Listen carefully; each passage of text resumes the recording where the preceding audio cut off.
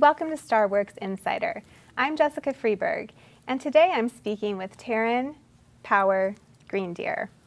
And Taryn is an activist, she's a mother, she's an educator, she's an actress, and she's just a great human. I'm excited to talk with you today. Thanks for joining me. So you're going to be at this year's Starworks USA conference in November. And we just want to get to know you before you're there, and we want our audience to have a chance to get to know you a little bit too.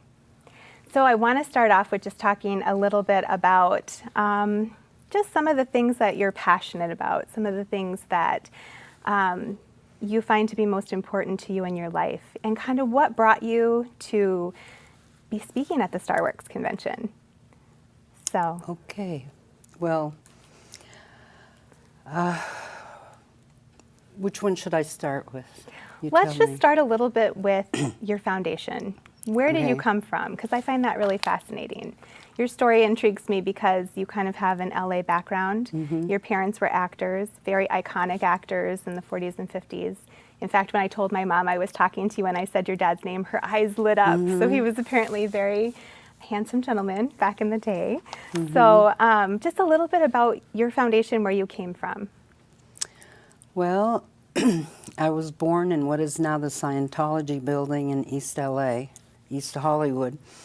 And initially we had a home in Bel Air in LA.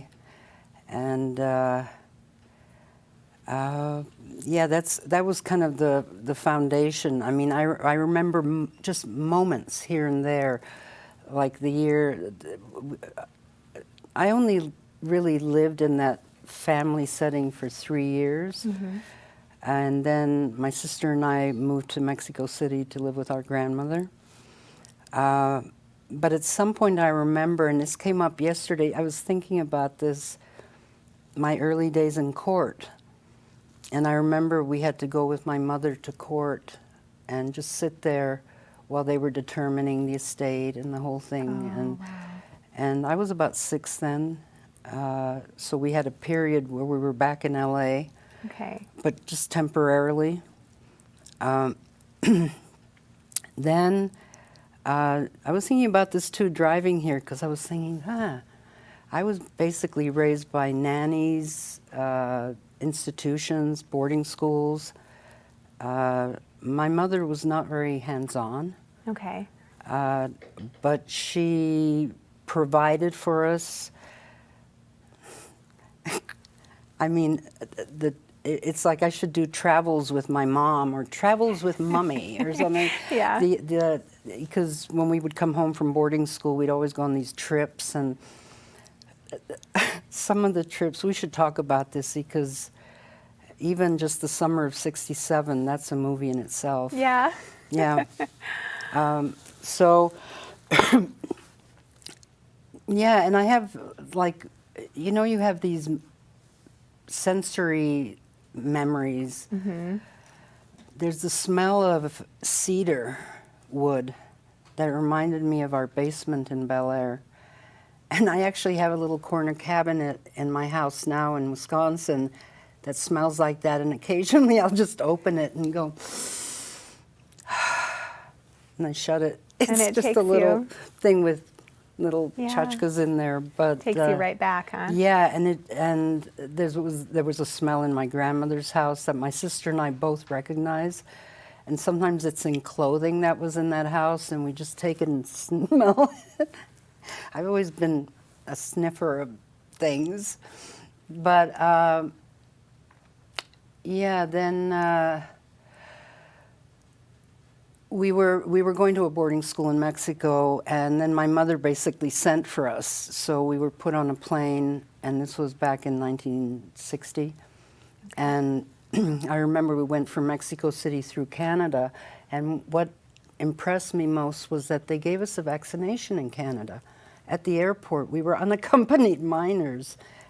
And I think, how would that go over today? Wow, yeah, that wouldn't go over today. But because I guess we were coming from Mexico, they thought, you know, we could be tainted, or I don't know. So your dad was Taryn Power, and can you just tell us a little bit about your dad? his history? Because some of our viewers might not be familiar, like my mom was. Well, my dad came from a legacy of stage actors from Ireland and England.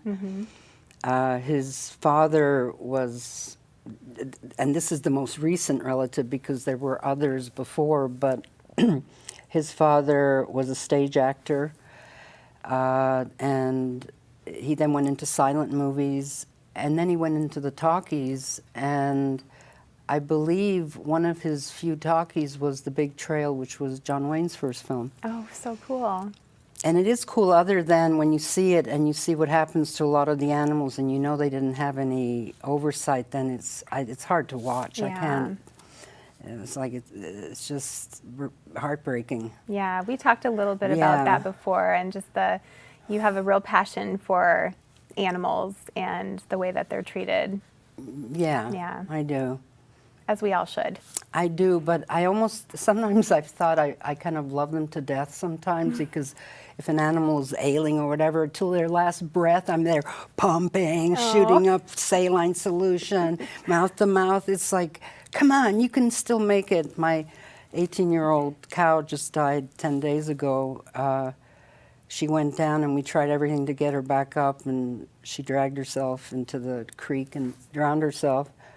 And that was hard to deal with. Like, you want to help the animal up, but this is a 1,200-pound cow, and you can barely budge her. Right. And so, yeah, she was my semi-feral Holstein pet.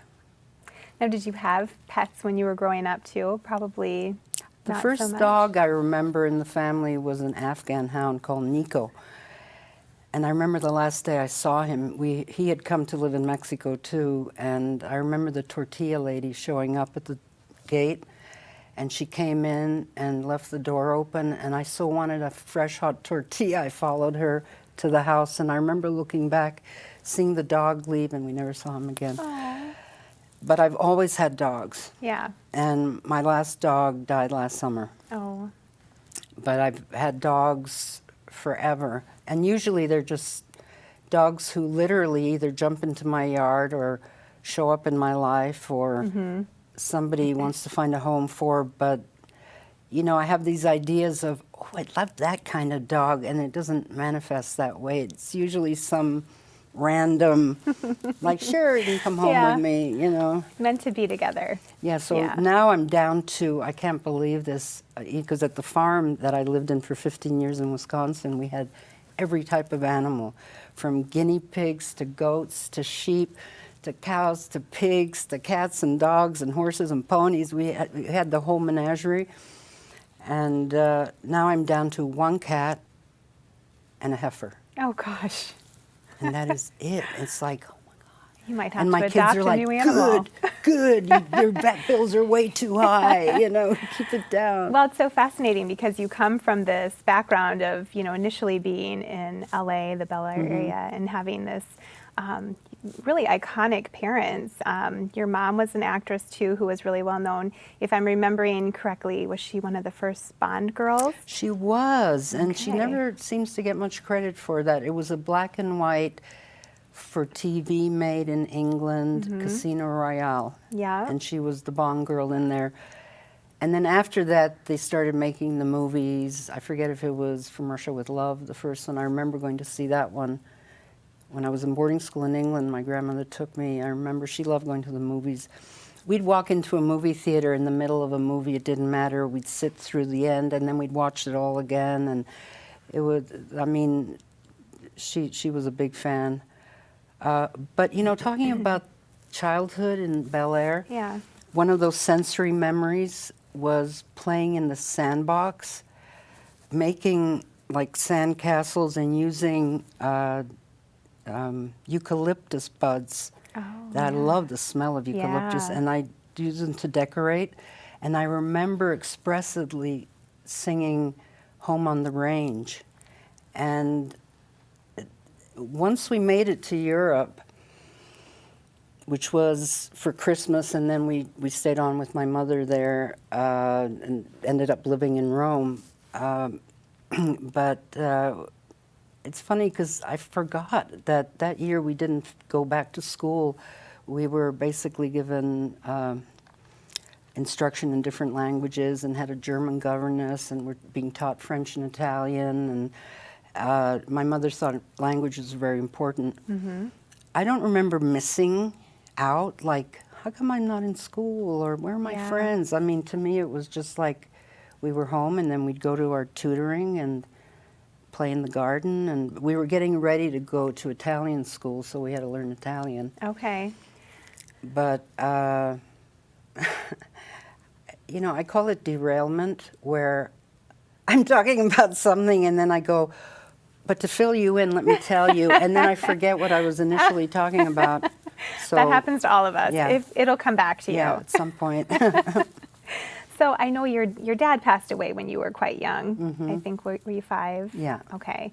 And then you were mostly with your mom over in Europe, it sounds like, for most of your childhood. Well, like I say, my mom kind of made sure we had a home. We had great holidays. I mean, it's like, it reminds me of Mame, you know? It was like these crazy trips we'd take with her. But during the school year, from when I was, well, in Mexico it started when I was 7, and then we broke it up going to Europe. But then 8, 9, 10, 11, 12, 13, 14 was an interesting year, but 15, 16, it was all boarding school. And so I had this sort of dual reality where, you know, I'd be in these, you know, in the boarding school you have your, like, everything is accounted for. It's like military. You know, you have so many shirts, so many shoes, you have to polish your shoes, you have to keep everything tidy, hospital corners.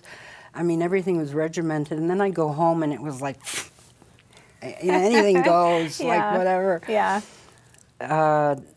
So it was,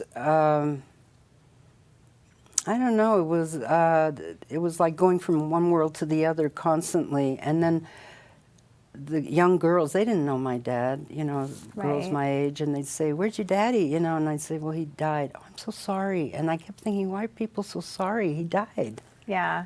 I mean, that's how I kind of, I was 5, and I guess it's the early age where you don't have too many memories yet, but I do remember the day that we went to his funeral after the fact.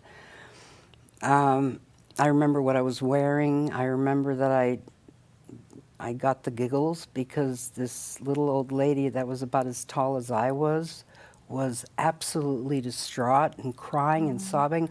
I'd never seen a grown-up cry like that. And I remember nudging my sister and just like trying to keep it together. I don't know. I don't know if it was because he didn't live with us full time by then or what it was, but I don't remember it being kind of like a tragic, sad. It was just like he died. Yeah. And well, then, when you're that young, that becomes your normal. You know, it just, you're so adaptable when you're young like that, that I think that you can adapt to those scenarios faster than if you lose someone at an older age and you were with them for so many years, you know. And I think it would be different, too, if the dad were in the house and you see him every day and then he goes to work and doesn't come home. Right. Because that's just a difference in the lifestyle of having parents, too, that first they were divorced, but also they were both working actors. And so they were probably gone quite often for shoots and things like that. And initially I had an English nanny that I have to tell you, right now I'm writing a radio play with a bunch of friends in Wisconsin. And I've developed this character called Nanny Nanny. Because Nanny Nanny, you know, she used to always repeat, she repeated it like an Eloise 3 times. "The children are dirty, dirty, dirty," you know. And I like that character already. So Nanny Nanny is based on her, and God, I just derailed again. But I'm sure we'll get back on track. Yeah. So. Well, I forgot to say you're a writer too then, because you just do a little bit of everything. Yeah, that's why, you know, like when you were asking how do I introduce you, I kind of thought, I have gotten to the place, I think, where what I do doesn't define me. I am just a person, and I do all these things. And the irony of it is, like I was telling you right now, I'm hounded for the weeds in my yard. I'm a professional weeder. That's one of the things that I do for a living. I weed people's organic flower farms. Do you really? I mean, I go at it and people are like, oh my God, it's all gone, you know, and I get every single little tiny hair of weeds. Do you kind of go to like a very peaceful place in yourself when you're weeding? Is that kind of a happy place for you to go do that sort of thing? I think it's more meditative. Yeah, yeah. Because I wouldn't say happy. I hate pulling anything out of the ground. Are you kidding? That's why I don't do it so much in my own yard. Meditative. That's a difficult word to say. but yes, that word, that I can see that being very, you know, just a repetitive thing.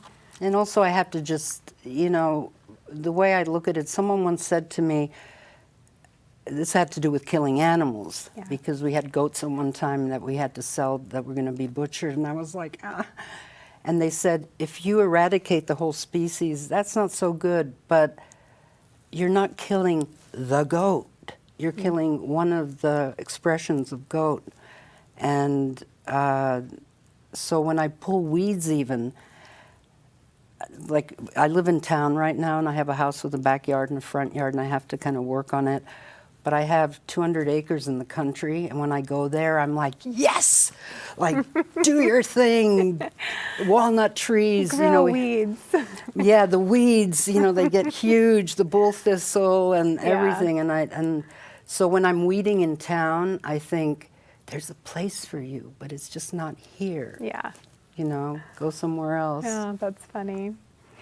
So as far as, you know, that your childhood experiences are so unique, especially, I mean, listening to it as a girl who grew up in Iowa on a farm, it's very entirely different from what I grew up with. So it's fascinating to hear you had a nanny and did boarding school and all of that. And then your lifestyle now is so, it sounds like it's very different, that you have gone from kind of this Bel Air and then this, you know, international, you know, nannies and boarding schools, and now you're living a very different life. Can you tell me a little bit about just kind of how that happened? How did you get from there to here? Well, I think in reference even to building the sandcastles, there was something about nature I always felt at home in and at home with, and a sort of camaraderie, companionship with, and my dream, I know where I was going at one point, was when we moved to Europe. We ended up spending like a month or two, I don't even remember, at the Palace Hotel in St. Moritz. And already at 7, I was organizing myself, and I found a stable nearby, and I made sure that they had my little packed lunch at the hotel, and I would take it, and a cab would take me to the stable, and I'd spend the whole day there. I was in charge of 3 ponies. And it must have left an impression, because, I mean, it was Bambi, Bimbo, and Brownie. And Bambi was a little Shetland, naughty little thing. Bimbo was the middle one, black and white paint little pony. And then the little Brownie was a little bigger, and he was also a little naughty, but Bimbo was my guy. But I would train them all and work with them and ride Bimbo. And somewhere it stuck with me, this dream of living out in the country. So 9 years old, I get given an atlas in Italy. It was a big atlas, and there were the countries, and then every other page there were pictures of things in that country, and the Norway one had a log cabin, and I was like, oh. And I actually marked my bedroom, kids' bedroom, and I was already trying to save up to get like plates and dishes, because there were some products in Italy, if you had points, you could redeem. I mean, I was all geared up. I just want a farm, a house in the country, a black and white paint horse or pony, something I could jump onto, so not too tall. And I just had this, and it took 22 years of living in LA and finally burning out once I became an adult, that it's a series of things that happened, but that led me to Wisconsin. And when I found that property, it was like it was like my dream came true. Wow, that's so amazing, because here you are kind of surrounded by, I would consider probably more opulence than you have on your farm now. And as a kid, you even knew that in your heart, your destiny was to be kind of out in the country. It's almost like your spirit knew where it was supposed to be planted even at such a young age. But it was a struggle. Yeah. I was going to say it took the third husband to finally be able to move to the country. No, because my first husband, he was locked into the city, and I was like, can't we just move even out to the beach or somewhere, you know? And he was, no. And then the second husband, again, it was like, not happening. And I kind of thought, well, I don't want to sort of just say I'm going to trade in the husband to go live in the country, but obviously it got to a point of an impasse with us. And then I met my third husband in South Dakota, actually, at a Sundance. Okay. And because at that point I was sundancing, and you know, you think Americans don't know their geography. Well, we meet in South Dakota, and he says, I'm from Wisconsin, and I'm like, where's that? I wasn't tuned into American geography. Yeah, well, you know what you need to know, and you weren't here all the time, right? So he's like, it's just like 2 states over there. And it was summer, and I remember going to visit, and I was shocked how green it was compared to LA. It's beautiful. Wisconsin is beautiful. I mean, to me, it was literally like landing in paradise.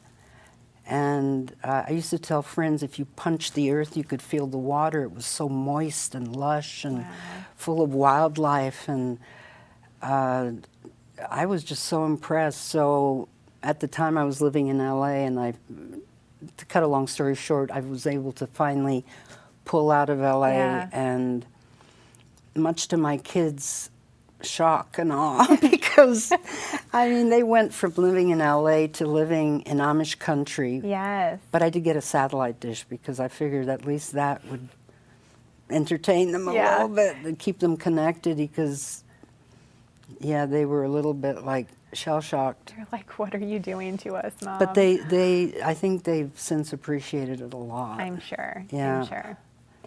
So you did the LA scene for quite a while.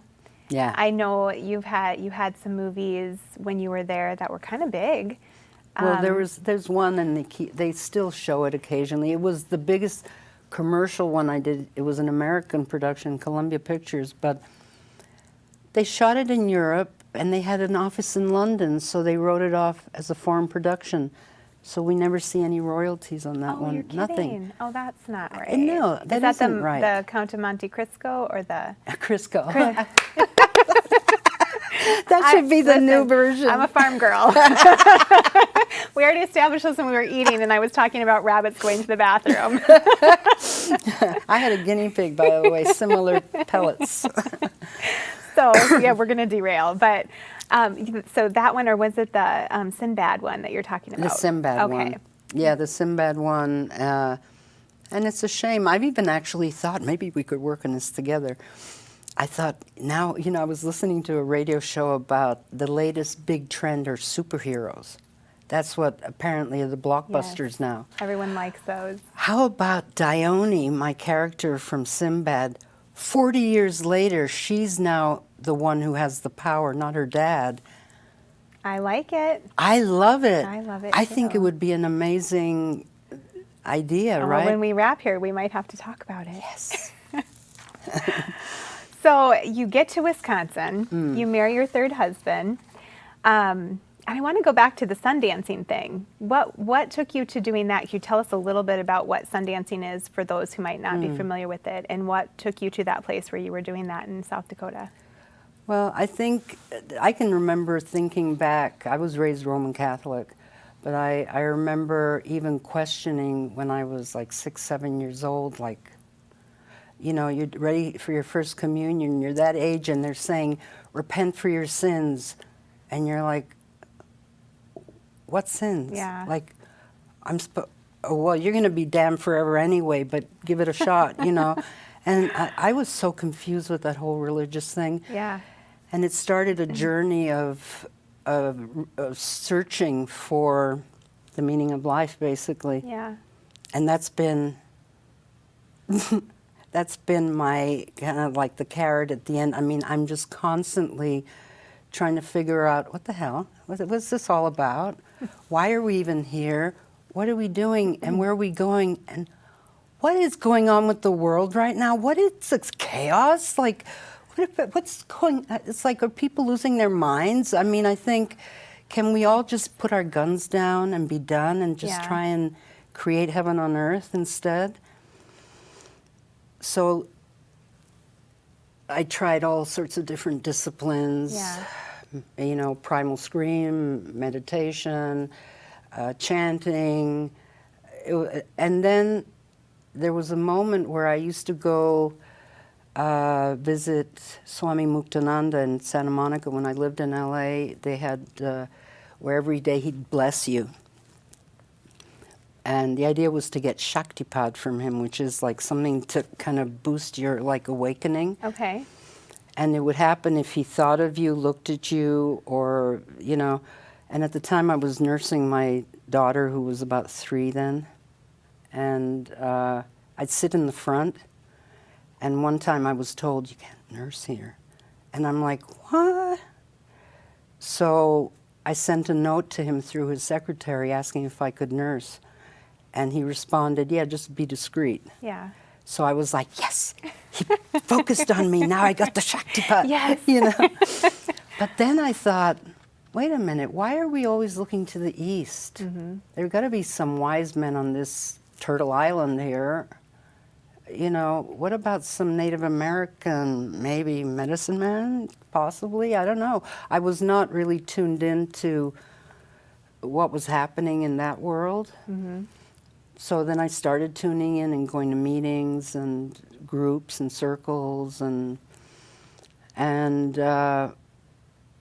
as life was proceeding, and I was now married with my second husband, having a lot of problems, and a friend of mine one day said to me, you know where I was this summer? And I'm like, no. She goes, I went to a Sundance. Oh my God. And I'm like, tell me, you know. And she was like, I don't know, I can't really talk about it. And so I had to go to the bookshop and look for books and read about it. And Was it just because it was so emotional for her? She couldn't I talk don't know. about it? You know, these are kind of things where I know among the certain Native people or Indigenous people, First Nation people, a lot of them, they really don't want to discuss it, and I think it was out of maybe protection at one time from the government, from knowing what they do. And because even where I live now, they still practice their religious ways that they've been forever, their traditional ways, and they do it in, you know, in the woods. They do it like, but even that, they're not allowed to divulge what really goes on or the dynamics behind it to those who are not part of that circle. Okay, that's fascinating. So the thing with the Sundance, what happened is she told me about it. I looked into it, and she said to me once, are you ready for a change, a total transformation? I'm like, yeah. Yeah. So I prepared for a year, and the following year I went with her. So what is preparing? Well, preparing in the As much as sense you can tell of us. knowing that's where I was going to go, and mentally. Yeah, mentally, and I mean, I was still living in LA, dealing with 3 young kids, shuffling them around, doing all that stuff that you do as a mother. But I'd already kind of figured, I'm going and I'm going to do this, and my life will be transformed because I need something badly. I just felt like I kept hitting a brick wall, like I couldn't go anywhere. So, so where were we at this point? You were getting ready to go to the Sundance. Oh yeah. So we get there, and because no one had really shared much of anything other than make sure you have fabric to make a dress, so I'd made this dress, and make sure you have certain things, but they didn't tell me the extent of it. And I remember getting there and going to the medicine man and offering him tobacco and saying, I want a Sundance. And he said, do you have a chanupa, a pipe? And I said, no. Well, you need a pipe. Anyway, my friend who was like the go-between, who was like his assistant, the very next day he drove to Pipestone, Minnesota, and got a piece of pipe. They made me a bowl. They made me a stem. Okay. I got gifted a chanupa, and that's like a very integral part of their whole, I would say, spiritual, religious ways you use that to pray with. Okay. And I had no idea what I was getting into. None. I just said, I want to do this because I feel I need to do this. And so then you had 4 days of preparation and then 4 days of the sun dancing, where you basically, you're fasting. And this is like July in South Dakota in the open range. But there's this arbor where mostly the people supporting stay, and you're inside the arbor. Okay. And as part of the preparation, a tree is cut down. And I know this is sort of like, let's speed it up here. Now, No, you know, I think you're fine. so, This is really interesting. And the tree is brought ceremonially to the location where the Sundance is going to happen, and a hole is dug, and the tree is put in the hole and put up. Now, apparently, in the past, they often used a live tree, but this is how I've seen it done now. Okay. But before the tree goes up, people are making prayer ties and prayer bundles. They're called flags, where you put a whole bunch of tobacco in the fabric and tie it, and they're different colors symbolizing different directions, different reasons, you know, different animals, different. So before the tree is put back up in the hole, everyone ties these prayer ties. And sometimes you have to make very little ones that get strung into this long string, and they're wrapped around the trunk of the tree. And by the time the tree goes up, it's like, it reminded me in a way of almost like Christmas in July. Yeah. And all these prayers are flying around. And that's beautiful. And then the dance starts, and basically from sunup to sundown, you dance in a very kind of, there's a certain way, you know, and the idea is to pray constantly for the 4 days. That's the idea, to pray for whatever it is you want to pray for, but just focus on prayer and fast and just keep dancing, you know, and piercing.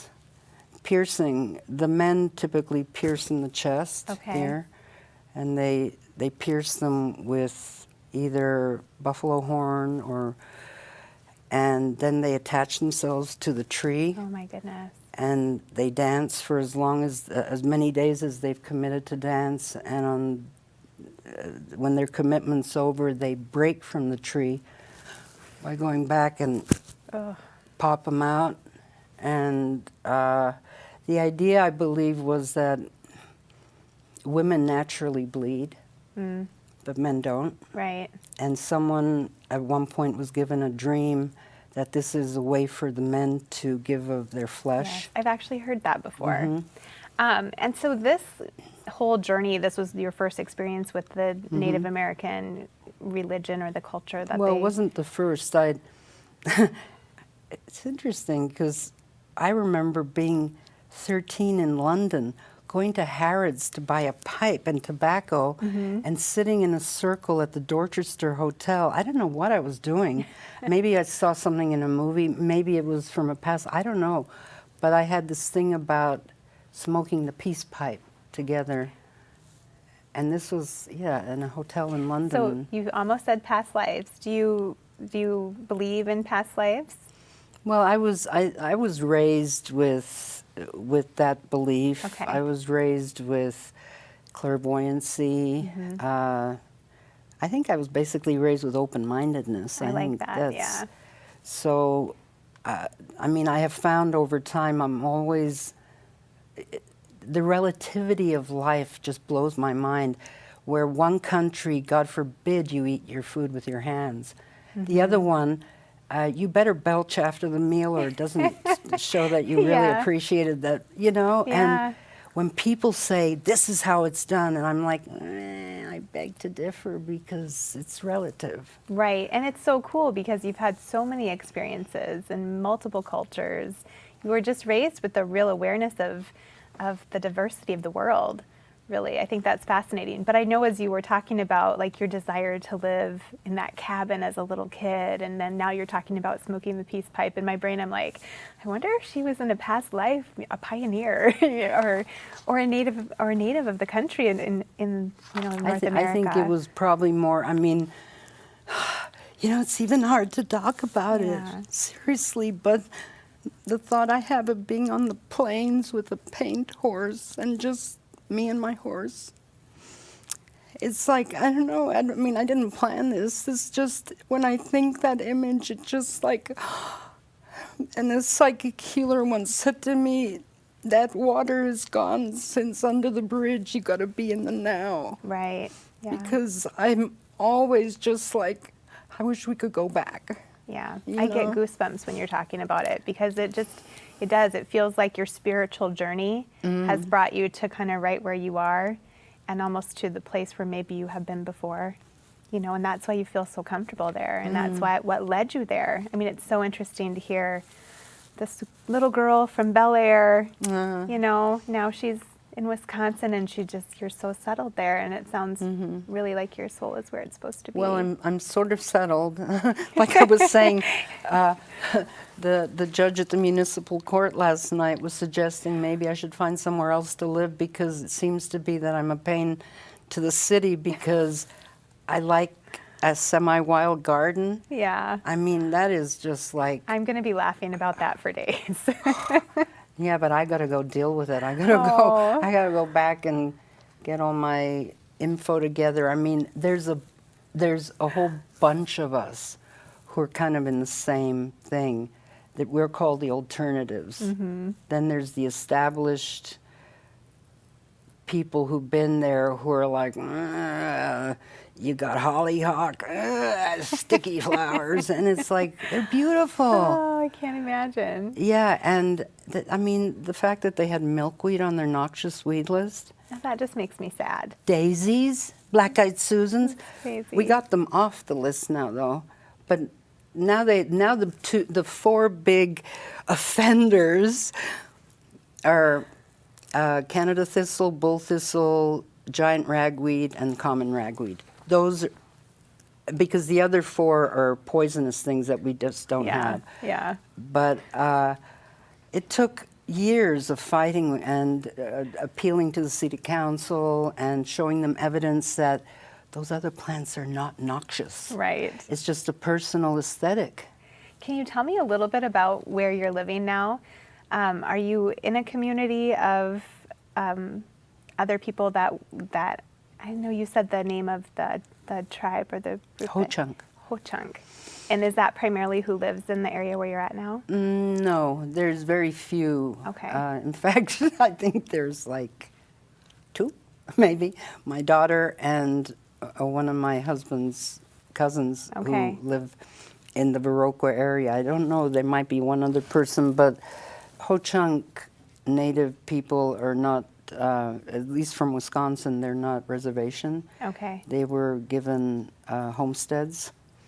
And so I call it the Indian Corridor, but it goes from like the Dells to Black River Falls especially. And that's like, you know, the hotel, the casinos, the things, Yeah. and a lot of communities that are predominantly Ho-Chunk. Okay. And you really have settled into that philosophy of your spirituality is kind of rooted in that culture. I don't know about so much anymore because, you know, life goes on. Yeah. In the meantime, I got a hug from Amma, and she gave me a mantra to work on. for a particular trait that I was really wanting to work on. And so I was given this mantra, and I work with a mala, and so I do that. I think right now for me, the Native American aspect comes in more with my communion with nature. Yeah. Because I find that to be really a solitary venture. Mm-hmm.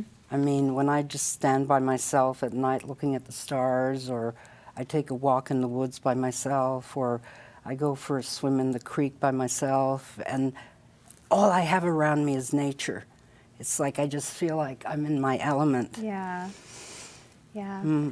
Well, I want to talk a little bit too about now UFOs and extraterrestrial experiences. And what is your background with that? That's one of the big things that will be going on at this conference. And where does that connect with you?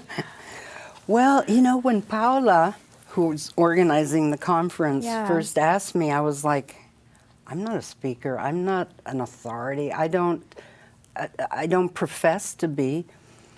And she's like, don't worry about it. I'll just interview you on stage. And I'm like, okay. But what happened was with that topic, if I go back, I'm trying to think back when it was, because like I say, to me, I always looked up. I always was like, whoa, especially when you're like in a place where you can see beyond the Milky Way. I mean, it's like mind-boggling. But let me see, what happened first? Okay, so in Hollywood, blah, blah, blah, and I meet different people, and I met Shirley MacLaine, and then I came across some of her books, and I'm like, oh, that's interesting. Have you ever read any of her books? No. Her whole experiences in Peru with UFOs, and you know, it basically it opened. It was sort of like it kind of opened up a window to this.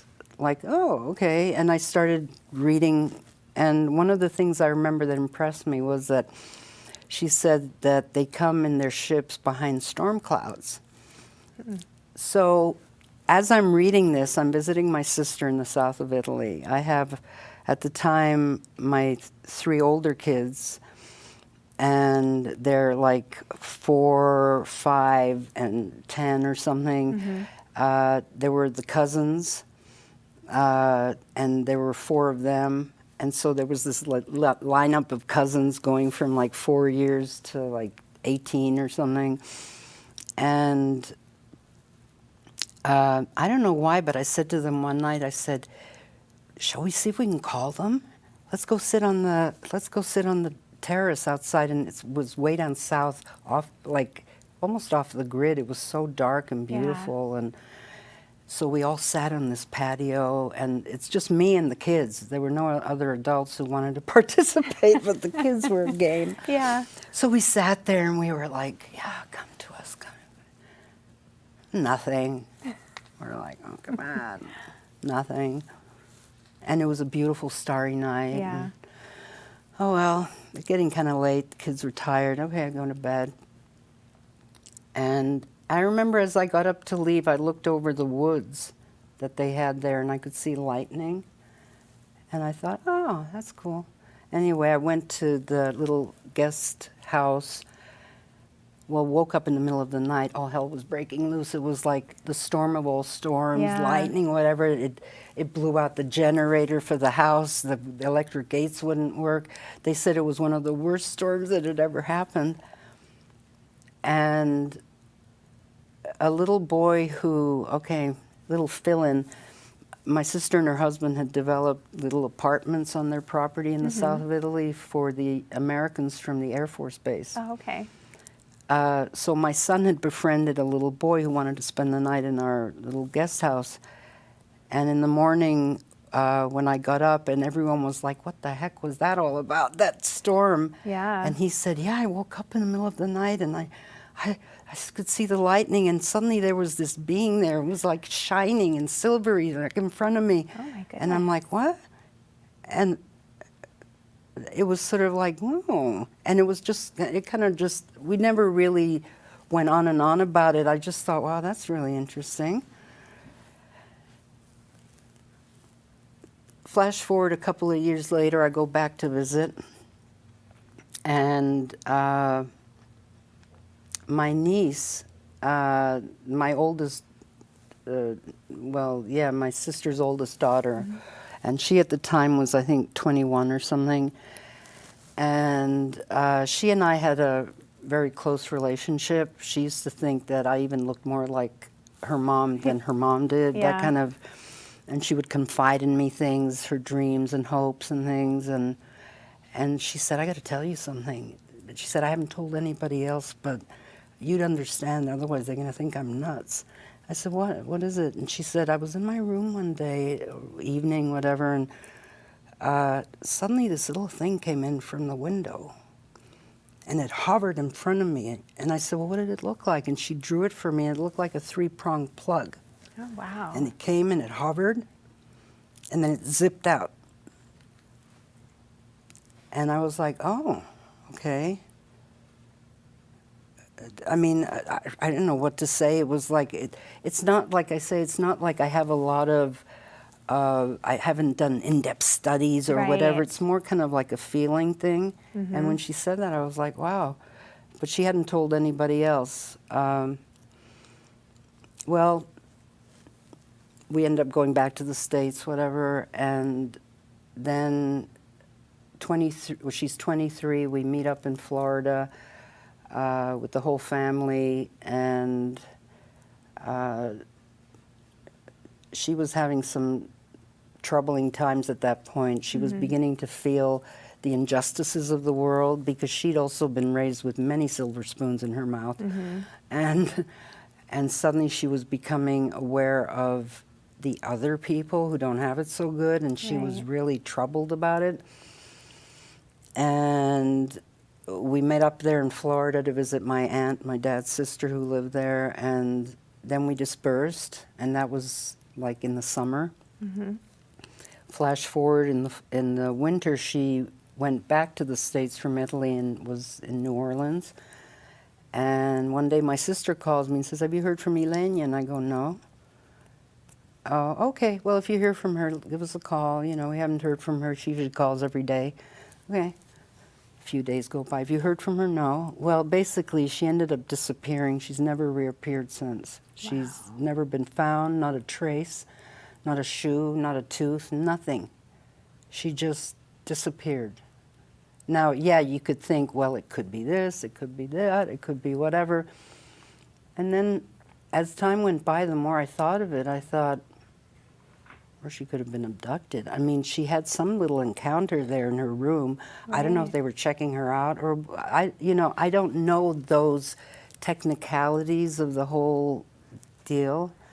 All I know is that something resonated with me when I started looking into it, and I'd go to MUFON meetings in California, and it was sort of like just part of my life, but it wasn't the sole focus, but it was beginning to kind of, it's sort of like, again, you're going down a dark hallway and you see this light and you go, what's in there? And then you go, oh my God. And then you start looking more and more, and some of the stuff initially I was like, I was never a science fiction fan because I don't like fiction.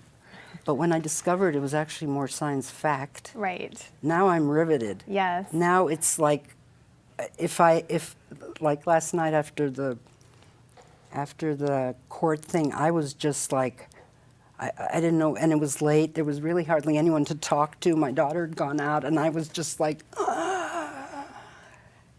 So I turned on David Wilcock and start watching him, and it was like, oh, this is, he does call himself an entertainer. It was entertaining, but also fulfilling. Yeah. So, and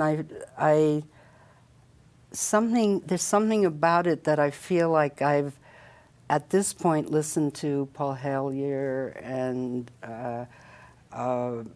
Stephen Greer, and there's just like, I just, and then in talking with people, obviously some people are like, yeah, whatever.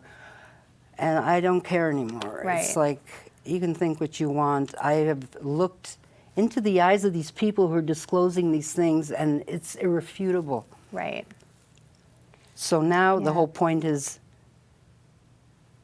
So now what? What's next? It's like, okay. And everything takes on a whole other perspective, too, when you consider that. Yeah. You're seeing when you go to these meetings and you talk about other people's experiences, are you feeling some connection with what happened with your niece then? You're feeling... Well, I do have what I felt at one point, and I expressed actually on national television in Spain, because they had a whole show about the disappearance of my niece, Yeah. because they're big fans of my sister and her husband. I went on there to say that I said it's not a probability, but it's a possibility Right. that she was abducted. And Who knows? who knows? Right. But it's possible. Not necessarily like, oh yeah, definitely, because we have no proof, but poof, she just disappeared. Yeah. Now, now we know there's a lot of human trafficking and all that, but I also have been watching Linda Moulton Howe's videos and about also the cow stuff, and and having had also cows at my farm, and one time finding one down, a young one in the field, and wondering what happened, and she had something stuck in her throat. Oh my goodness. It's like, Yeah. yeah, we're kind of in the middle of nowhere out there in Amish country. We're surrounded with Amish. There's hardly Right. any electricity, or the vibe is really, you hear the wind in the trees mostly, which I like. So you think you might have had another encounter with the cow and a UFO or some sort of an Well, after, unexplained... again, it's sort of like when it first happens, you're going, what happened? Yeah. How did that stick end up down her throat? Like perfectly healthy young heifer, and there she is dead in the field. Like, and then, you start listening to things and go, wait, good. I know they're apparently fascinated with the alimentary canal, so I don't know. I didn't witness it. But I saw the dead animal. So I don't, Interesting. And this is sort of how a lot of it is for me. It's like, I even was telling Paula, this isn't my little niche. It's not my corner of expertise. I haven't read volumes of things or whatever. I would say every day I do expose myself to some information, Yeah. but it's more really a resonance, and to tie it together too with the native viewpoint. I can't speak for all tribes because I haven't had much connection with them. Yeah. But the ones I have, there is always a connection to the star people. Okay. And that's one of the things too. When we're talking about, I feel like you've been very opened up, your mind has been very opened up to just the thought that we are more than just this physical being. And I think that's a big piece of it too, is this consciousness of ourselves and what we are beyond the shell, and it just seems like that's really resonated with you spiritually, but then that there's more out there. We have this physical shell, but there are other shells that maybe we're not completely aware of that are maybe more aware of us sometimes, I think. Right. And it's, I don't know, it's really hard to sometimes kind of get a grip on it, because you hear a lot of stories. Yeah. And then you hear like the good news and the bad news and the in-between news, and you kind of trying to figure out friend or foe, like what's going on. Yeah. And are you one of them? Like, I don't know. Could I be one of them? Ooh, maybe, I don't know. Yeah. Possibly. I've sometimes thought I might be, just because I feel like I'm always questioning everybody's point of view. Like I go, that's not necessarily so. It's like I almost feel like I don't really fit in anywhere, but I kind of fit in everywhere. Yeah, I can relate to that feeling. But were it to be, that would be amazing. But I'm looking out. I mean, I look out and I try and see if I can recognize any Nordics or Yeah. Some. Well, you keep saying you're not an expert. You know, why do we want to hear from you at this convention? But I think you bring something really special to the conversation, because you don't have to be an expert to have experiences. You just have to be open to sharing them. And that's such a big thing, I think, in this community, is just us talking about this stuff. And, you know, you say your niece had an experience and she was afraid to tell anyone. Well, having these conventions and conferences and the MUFON meetings and things, it just, you're helping open up dialogue and making it less scary to discuss it. And that's so important. And as you're talking, and you know how images come in your head, whatever, Yeah. and sometimes you follow it, and sometimes you go, go away.